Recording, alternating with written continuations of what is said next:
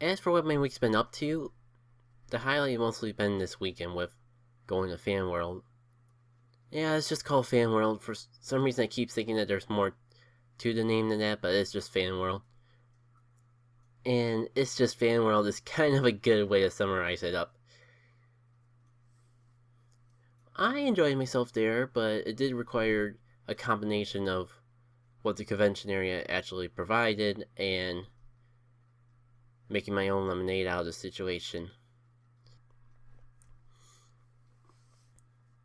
But to summarize it in a nutshell, they overhyped it bad, and I do not blame anyone who didn't have a good time there, because I only had a good time because I knew what to do around the area. It was an area I went to a long time ago, so I wasn't worried about getting lost and exploring beyond the convention itself. And I am still a little annoyed, let's say, about how they overhyped it. Let me give you the full story. Way back when I first discovered this, around May or even April or March, I was just looking for things that might be around the area and came across their Fan World Facebook page. They really try to make this sound like a convention that would be the size of Con Bravo, if not bigger, and that it would be taking place on right in Niagara Falls, in an area that they could have events on both sides of the border.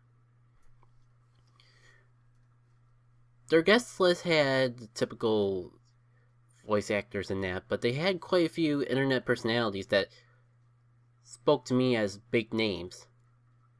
Angry Video Game Nerd, a good chunk of the Nostalgia Critic cast, Cinema Snob, like people from Channel Awesome, and people that I may not watch as frequently as YouTubers, but I acknowledge them being bigger names and more popular than such. So it really gave me the impression that there's going to be a lot to do for people like me there. Maybe like some other guests they didn't reveal yet that I'd be interested in meeting up with. And then the schedule came out. 2 days before the con started. Like the Wednesday the convention started, they finally released the schedule. When a month and a half ago, they said it would be ready in a month. And I was very disappointed by that schedule when I first saw it. Like, they didn't even have enough events to use up the whole room. All the rooms that were there. The only panels I was actually interested in going to were ones that the Nostalgia Critic was involved in. And it just did not, especially coming off the negative vibe I had at TasuCon, it stung me in a very sensitive area of my heart to see how bad that schedule of events were. And to make matters worse, I found out that they canceled events and changed the schedule around after the convention started. Like, it wasn't bad enough that the schedule was horrible to begin with.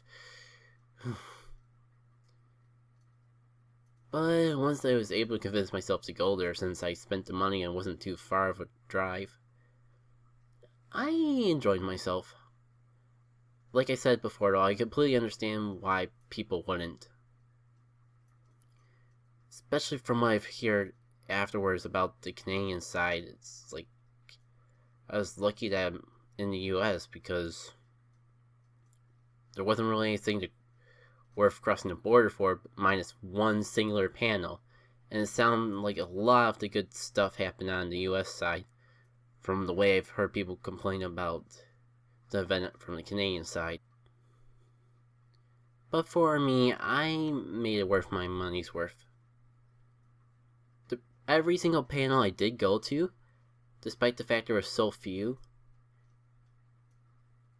I enjoyed every one of them, even ones I wasn't expecting to enjoy. For example, there was one about Steven Universe trivia in the form of a Jeopardy game.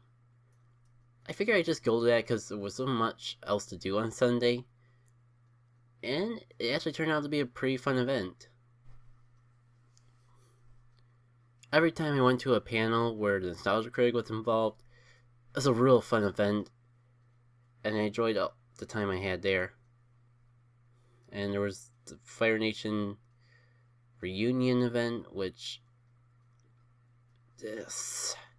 I hate to talk flack on it because I did enjoy myself there, but it did seem a bit misleading. It was technically correct, but I don't know why I built up something else. But it is fun listening to talk, learn more about how voice acting as an industry works.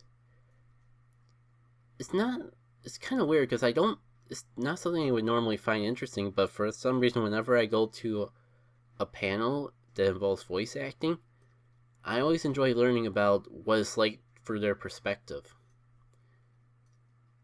The one time I went up to Raycon, the most iconic event I remember from there was actually one where it was just a voice actor describing what her life was like in the industry, and so I'm not sure quite what the appeal is, but there's just some unspoken thing that draws me to it. And I enjoy the cosplays there.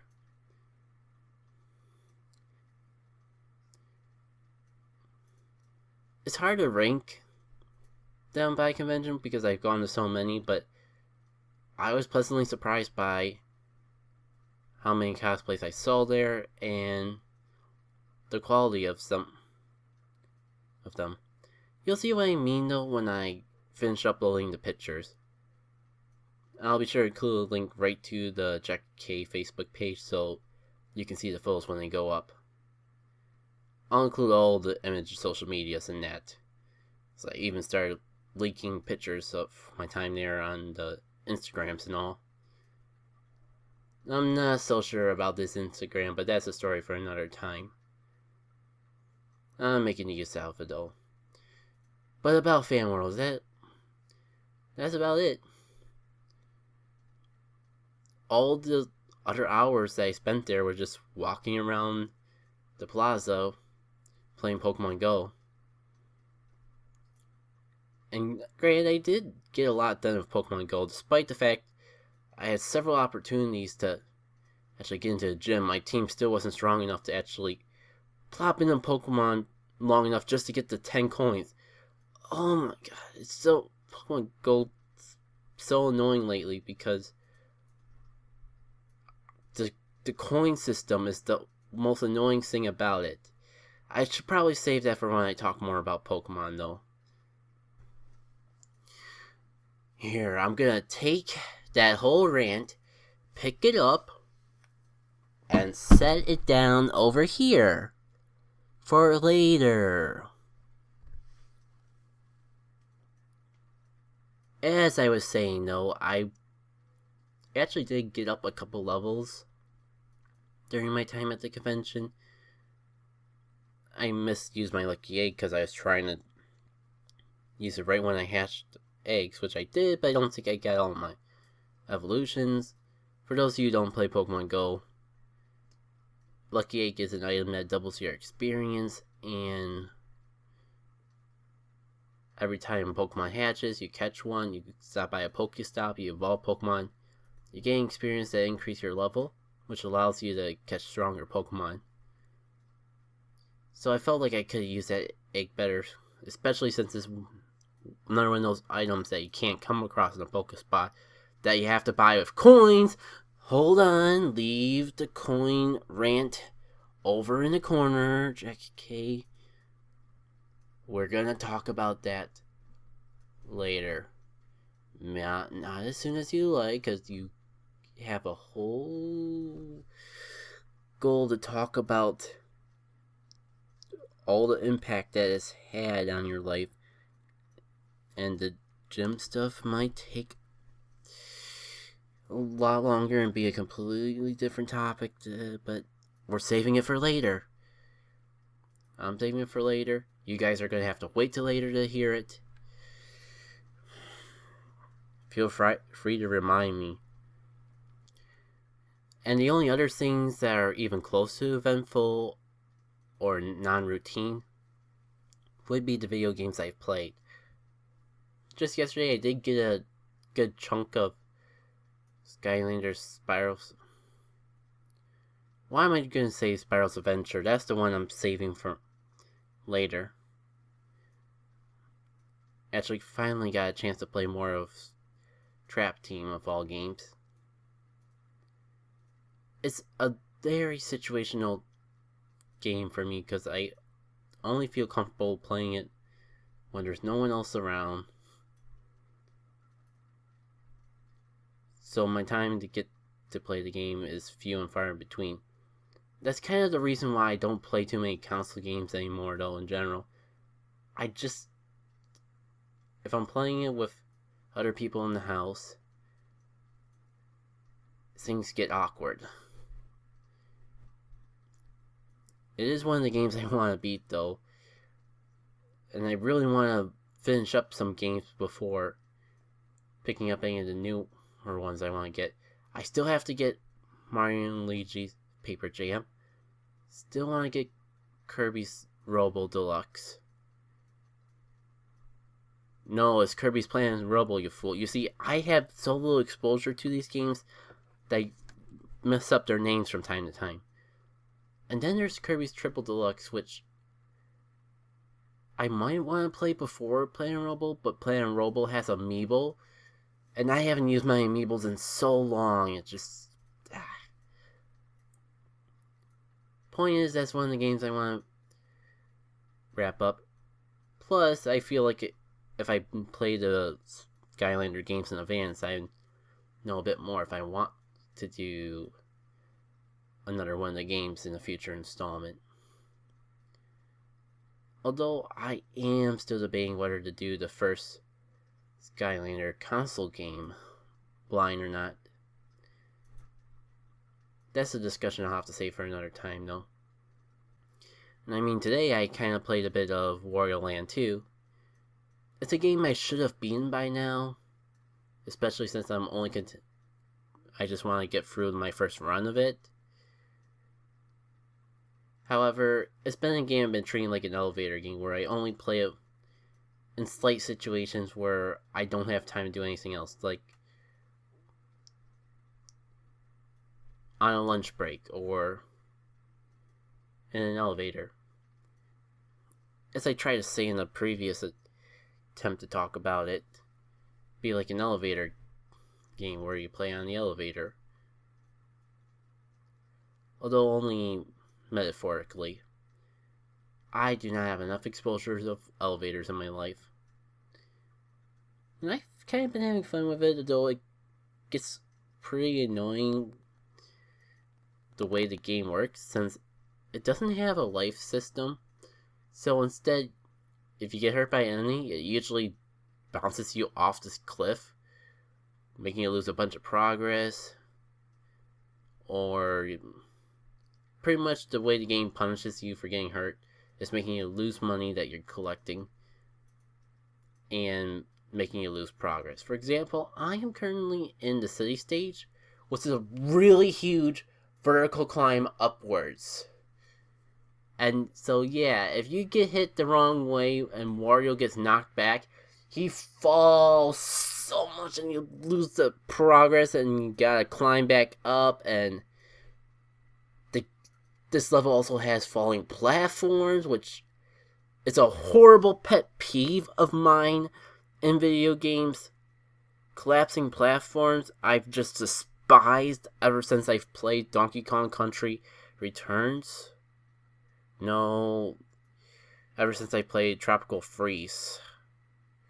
Screw collapsing platforms. Donut platforms I can forgive, because you get at least a little bit of leeway and you can cheat the system if you just keep jumping. But screw the falling platforms in video games. It's an element that feels unfair to me. Wow, that was a bit of a tangent. I think that's all I've been up to lately, and even this one segment took way longer than I was planning on it taking. So we'll just have to play by ear if I do anything else this week. Until then, I've been Jackie K, and I'll see you for when I talk about Pokemon, Nintendo Direct, something like that. Because if I am going to do another video this week, I think I'll start with that.